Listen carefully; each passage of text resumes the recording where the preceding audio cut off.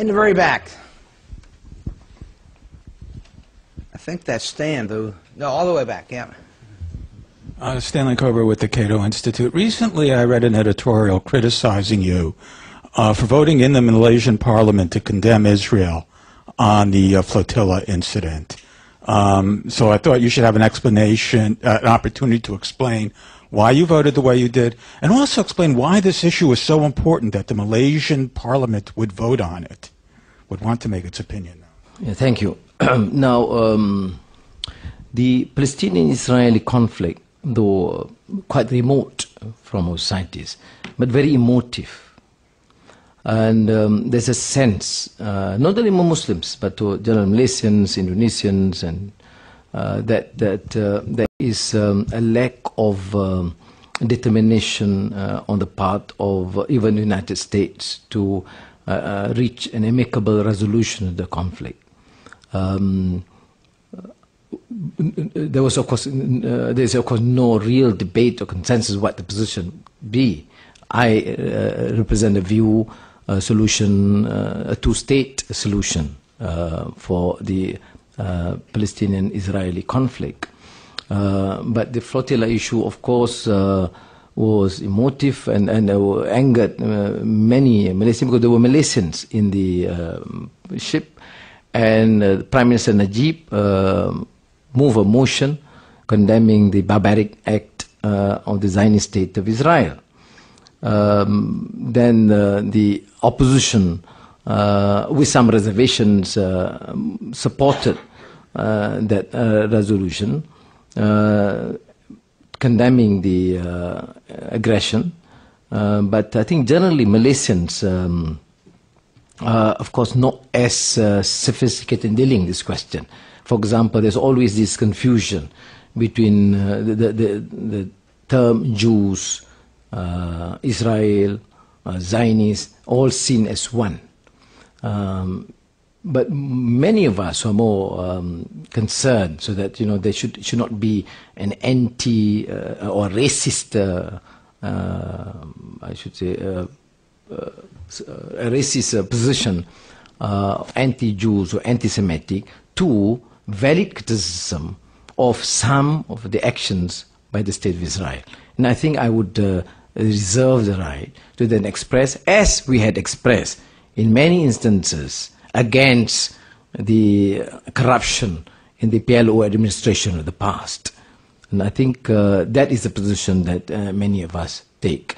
But this is one issue that I think the West and the Europeans and the States have to address too. I know it is very contentious, it is complex, but you must get to engage both with the Palestinians and the Israelis, and I share that view, to find amicable in Malaysia. First, the Allah issue.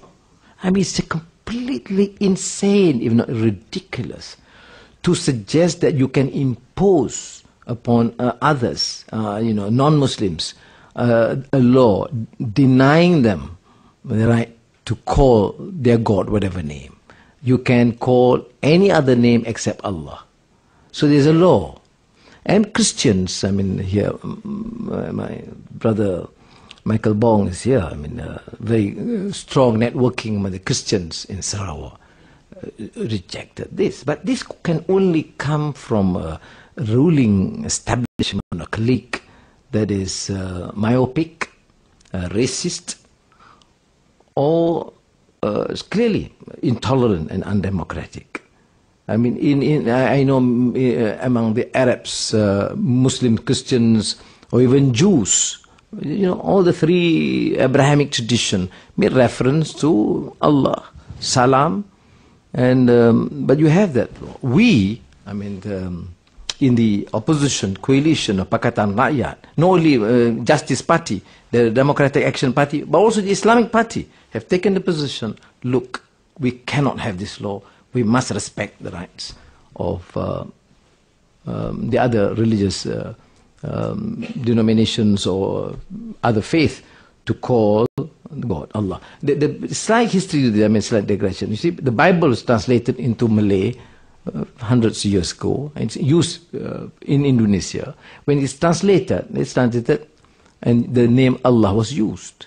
Now after 100 years, you can't come back and say, no, no, no, we have to edit the translation. What are you? Do you support secular state or you support an Islamic state? If, I don't support Islamic state because it's interpreted by so many into negative context. By Islamic state you mean freedom of conscience, freedom of religion, rule of law, then fine with me. Do you support a secular state? Then secular laïcité of France, secular like America, New York, or America, Virginia. So normally I avoid these labels. I would prefer that you go through and explain the fundamental principles. What do you want? Then I say, okay, what I will not compromise is the constitutional guarantee. Freedom of conscience, freedom of religion, rule of law, free media, market economy, relate such subject. This is better. Then where does religion come to play? Okay, then you have to respect.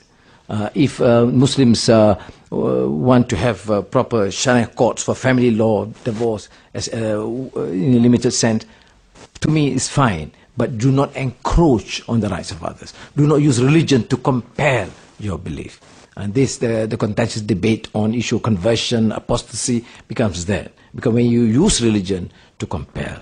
But otherwise, what is religion? The relevance is for peace, for tolerance, for justice, for order. And because of that, you must accept the differences. You have to understand the limits. You understand it. I don't gamble. I don't drink. I mean, I drink water.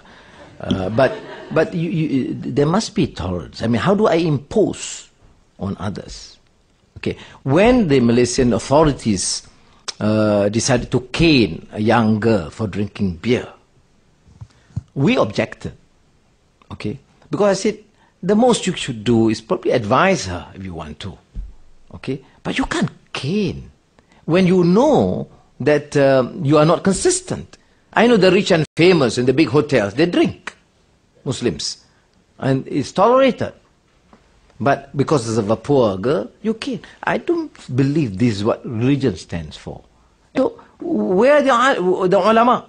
Where are the religious scholars? When it comes to this poor girl, you decide to cane her.